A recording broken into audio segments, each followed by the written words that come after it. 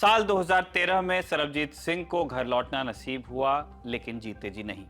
पाकिस्तान में उन पर रॉ के लिए जासूसी करने और आतंकी घटनाओं में शामिल होने का इल्जाम लगा। पहले फांसी की सजा हुई, फिर बहन की लाख कोशिशों के चलते फांसी की सजा उम्र कैद में बदली गई। लगा कि स्वदेश लौटना कभी न कभी नसीब हो जाएगा, लेकिन फिर भारत में 9 फरवरी 2013 के रोज अफजल गुरु को फांसी पर चढ़ा दिया गया। पाकिस्तान में हल्ला हुआ और अफजल की फांसी का बदला लिया गया सरबजीत से। रात के अंधेरे में जेल में उन पर हमला हुआ, पहले कोमा में गए और फिर मृत्यु हो गई। पार्थिव शरीर को हिंदुस्तान लाया गया तो पता चला कि सर पर इतनी तेज चोट की गई थी कि खोपड़ी के 2 टुकड़े हो गए थे। इतना ही नहीं, शरीर से कई अंग भी गायब थे। सरबजीत के सम्मान में पंजाब सरकार ने 3 दिन का सरकारी शोक रखा। राजकीय सम्मान के साथ उनका अंतिम संस्कार भी हुआ। परिवार को 1 करोड़ रुपए मुआवजे की घोषणा की गई। कुछ दिन न्यूज में हंगामा बरपा रहा। पाकिस्तान को एज यूजुअल गालियां दी गई।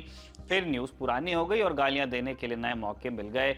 लेकिन ये कहानी एक सरबजीत की नहीं है। ऐसे सैकड़ों सरबजीत हैं जो पाकिस्तान की जेलों में कैद हैं। सैकड़ों ऐसे भी हैं जो जेलों में तो कैद नहीं, लेकिन आज भी रिकॉग्निशन की राह देख रहे हैं। ये लोग किसी ऑफिशियल आर्मी का हिस्सा नहीं थे, फिर भी जंग लड़े। आर्मी सरहद पर लड़ती है, ये लोग सरहद के पार जाकर लड़े, ये सोचकर कि देश के लिए कुछ कर रहे हैं। वहां पैरों में कील ठोकी गई, गुप्तांगों में करंट दिया गया और किसी तरह बमुश्किल रिहा होकर लौटे तो पता चला कि कोई पूछने वाला तक नहीं है। आज कहानी ऐसे ही कुछ सरबजीतों की आपको सुनाएंगे।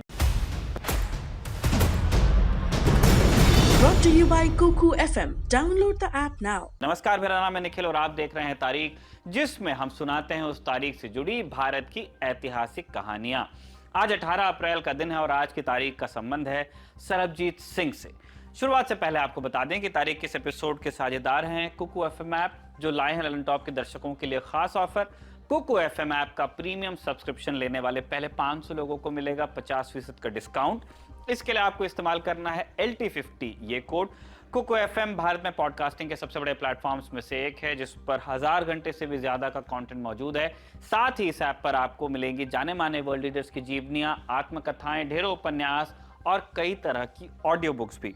याद रखिए, LT50 ये कोड पहले 500 सब्सक्रिप्शंस पर ही लागू होगा। बाकी जानकारी अगर आप चाहते हैं तो डिस्क्रिप्शन में दिया लिंक देख सकते हैं। लौटते हैं किस्से पर। स्वर्णलाल मस्त आदमी था, लेकिन था अपनी नौकरी से परेशान। शीट मेटल वर्कर का काम करता था। काम भारी था, लेकिन दिक्कत वो नहीं थी, दिक्कत थी बोरियत। दिन भर वही टन की आवाज, लोहे की एक चादर आए और दूसरी जाए। 9 घंटे का काम, फिर घर जाओ, खाओ, सो जाओ और अगले दिन फिर वही चक्कर शुरू।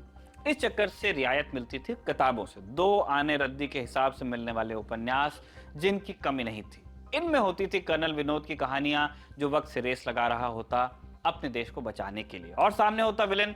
भारत पाकिस्तान के बॉर्डर पर रहने वाले स्वर्णलाल के लिए घर के नजदीक ही एक्शन था, लेकिन आर्मी में भर्ती होने की उम्र तब तक के जा चुकी थी। फिर एक रोज मौका सुनाई दिया। किसी ने स्वर्णलाल से पूछा कि जासूसी करेगा। स्वर्ण सिंह को लगा कि मजाक है, लेकिन फिर अगले दिन उसने खुद को एक सेफ हाउस में पाया। सांबा सेक्टर में बना ये सेफ हाउस RNAW यानी कि रॉ का था। 1986 के सितंबर महीने की बात है। रात के 12:30 बजे थे। सांबा सेक्टर की खोड़ा पोस्ट से BSF के जवान बॉर्डर के उस पार होने वाली गतिविधियों पर नजर बनाए हुए थे। उस रोज अमावस्या थी, घुप अंधेरा था, चांद की रोशनी नहीं थी। उठकर एक शख्स सरकंडों के बीच से होता हुआ जीरो लाइन की तरफ बढ़ रहा था। मिनटों के अंदर पैरों के नीचे पाकिस्तान था और सामने लाहौर। 80 और 90 के दशक में स्वर्णलाल कुल 61 बार इस तरह से पाकिस्तान में घुसे जासूसी के लिए। अगस्त 1992 में उन्हें पकड़कर पाकिस्तान में धर लिया गया और अगले 15 साल पाकिस्तान की जेलों में उन्होंने बिताए, नर्क की यातनाएं सही। 2006 में उन्हें रिहा किया गया और तब जाकर वो भारत लौट पाए, लेकिन तब तक वो इंटेलिजेंस की शब्दावली में बर्न स्पाई हो चुके थे। न उनका हैंडलर उनसे कोई ताल्लुक रखना चाहता था, न ही सरकार उन्हें पहचान ही देना चाहती थी। उनके पकड़े जाने के बाद कुछ साल तक परिवार को राशन और 500 रुपए मिले, वो भी कब के बंद हो चुके थे। विनोद साहनी की भी कहानी ऐसी ही है। साल 2013 में इंडिया टुडे को दिए एक इंटरव्यू में उन्होंने खिसियाते हुए जवाब दिया था कि हम क्या लाहौर और इस्लामाबाद में मूंगफली बेचने गए थे। विनोद ने 11 साल पाकिस्तान की जेलों में काटे। पूछो तो बताते हैं कि पाकिस्तान की जेलों में सीलिंग से उल्टा लटका दिया जाता था, घुटनों और एड़ियों में कील ठोक दी जाती, गुप्तांगों पर बिजली के झटके भी दिए जाते थे उन्हें। साल 2013 में जब सरबजीत के शरीर को भारत लाकर राजकीय सम्मान दिया गया तो पंजाब और राजस्थान में रहने वाले ऐसे सैकड़ों लोगों के मन में उम्मीद उठी कि उन्हें भी अब पहचान मिलेगी। आधिकारिक रूप से सरबजीत को भी कभी जासूस नहीं माना गया। हालांकि 2013 में हिंदुस्तान टाइम्स ने एक अनाम RNAW अधिकारी के हवाले से रिपोर्ट किया था कि सरबजीत रॉ के जासूस थे। दावा था। आधिकारिक रूप से सरबजीत की कहानी ये थी, तरन तारण के पास रहने वाले सरबजीत सिंह एक रात गलती से बॉर्डर क्रॉस कर गए, पाकिस्तानी रेंजर्स के हाथ लग गए। बाद में सरबजीत को लाहौर और फैसलाबाद में हुए 4 बम धमाकों का आरोपी बना दिया गया। इन बम धमाकों में 14 लोगों की मौत हो गई थी। पाकिस्तान के अनुसार सरबजीत RNAW के एजेंट थे और उनका असली नाम था मनजीत सिंह। सरबजीत को पाकिस्तान की आर्मी एक्ट के तहत 1991 में मृत्यु की सजा सुनाई गई, लेकिन उनकी बहन दलजीत कौर के प्रयासों के चलते मामला हाई प्रोफाइल बना और भारत सरकार की तरफ से भी सरबजीत की रिहाई के लिए प्रयास किए जाने लगे। लंबे लंबे कोर्ट केसेस के बाद साल 2006 में पाकिस्तान सुप्रीम कोर्ट ने सरबजीत की फांसी को बरकरार रखा। अप्रैल 2018 में फांसी की सजा मुकर्रर थी, लेकिन फिर 15 अप्रैल 2008 को फैसला आया कि सजा टाल दी गई है। इस बीच दलजीत कौर कई बार पाकिस्तान गईं और राष्ट्रपति से लेकर प्रधानमंत्री से मिली ताकि सरबजीत की रिहाई हो सके। साल 2012 में पाकिस्तान के राष्ट्रपति आसिफ अली जरदारी से सरबजीत की फांसी की सजा को आजीवन कारावास में बदलने का निवेदन किया गया, जो कि मान लिया गया। माना जा रहा था कि इसके बाद सजा कम्यूट होने के बाद सरबजीत को भारत सौंप दिया जाएगा, लेकिन फिर भारत में अफजल गुरु को फांसी दे दी गई और पाकिस्तान में इसका बदला सरबजीत सिंह से लिया गया।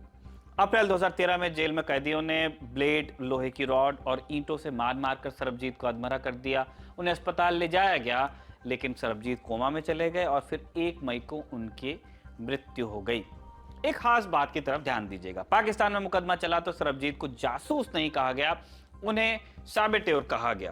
क्या अंतर है दोनों में, स्पाई और साबेटोर में? आइए जानते हैं। 1968 में जब रॉ का गठन किया गया, RNAW, रॉ नहीं बोलचाल की भाषा में रॉ जाता है, गठन किया गया तो इसमें एक स्पेशल सेल बनाया गया जिसका नाम था counter intelligence team X, CITX। इसका काम था पाकिस्तान में जासूसी ऑपरेशंस को अंजाम देना।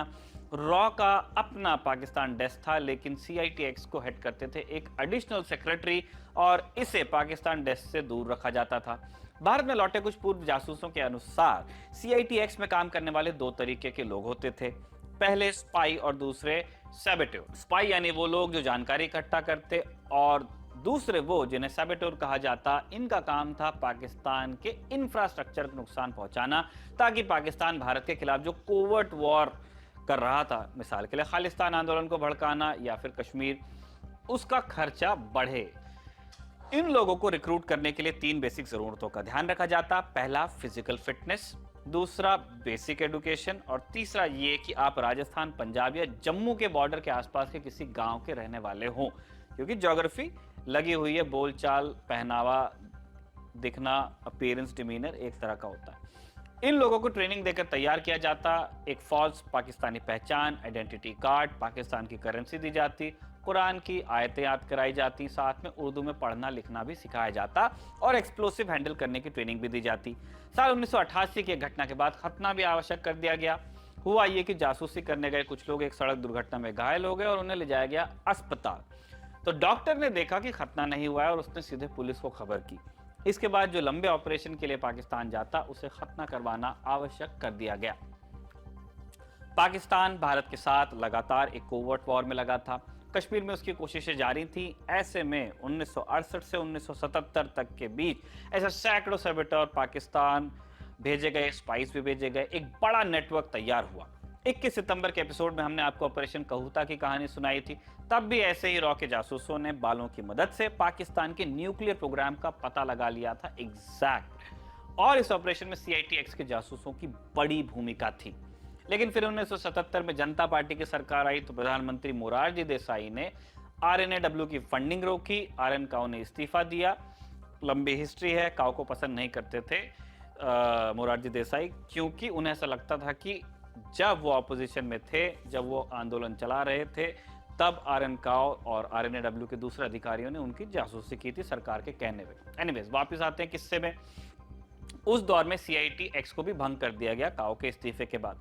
फिर 1980 में जब पाकिस्तान ने खालिस्तान आंदोलन को भड़काने की कोशिश की तो इंदिरा के नेतृत्व में CITX को दोबारा शुरू किया गया। इन लोगों को 2 काम सौंपे जाते थे, पाकिस्तान से जानकारी हासिल करना और अंदर घुसकर जवाबी हमले करना, कोट अनकोट, ताकि ISI को खुला हाथ न मिल जाए और घर के अंदर भी उनके लिए एक सरदर्द तैयार रहे जब वो दूसरे का घर बिगाड़ने जा रहे हैं। इस ब्रांच का खुलासा पहली बार पूर्व RNAW ऑफिशियल B रमन ने अपनी किताब द काउबॉयज ऑफ रॉ में किया था। इंदिरा के बाद राजीव गांधी के कार्यकाल में भी CITX को जारी रखा गया। फिर 1997 में प्रधानमंत्री बनते हैं इंद्र कुमार गुजराल, जो कि कोवर्ट ऑपरेशंस के खिलाफ थे, और तब दोबारा CITX को ठंडे बस्ते में डाला जाता है। CITX का काम रुका, लेकिन इससे जुड़े सैकड़ों स्पाई सबेटर पाकिस्तान में थे। कुछ वापस लौटने में कामयाब रहे तो कुछ को पकड़ लिया गया। कठुआ में रहने वाले रामराज को 1988 में RNAW में रिक्रूट किया गया था। 16 साल तक उन्हें पाकिस्तानी आर्मी के गुजरावाला, झेलम, वजीराबाद आर्मी कैंटोनमेंट पर नजर बनाए रखने के लिए कहा गया। उन्होंने किया भी, और हर बार जब वापस वो हिंदुस्तान आए तो साथ में फोन डायरेक्टरीज, नई आर्मी गाड़ियों की तस्वीर, ट्रूप मूवमेंट, हार्डवेयर की जानकारी लेकर ही आए। सितंबर 2004 में ISI ने उन्हें गुजरावाला से पकड़ लिया। 2012 में उनकी रिहाई हुई तो भारत वापस आ गए। जम्मू कश्मीर राइफल के पूर्व जवान बलवान सिंह ने 10 साल पाकिस्तान की जेल में काटे। उन्हें जासूसी के लिए पाकिस्तान भेजा गया था। वापस लौटे तो कोई पूछने वाला नहीं था। तंग आकर जुलाई 2000 में उन्होंने डिप्टी कमिश्नर के ऑफिस को बम से उड़ाने की धमकी दी। तब जाकर उन्हें पूर्व जासूस के रूप में पहचान दी गई।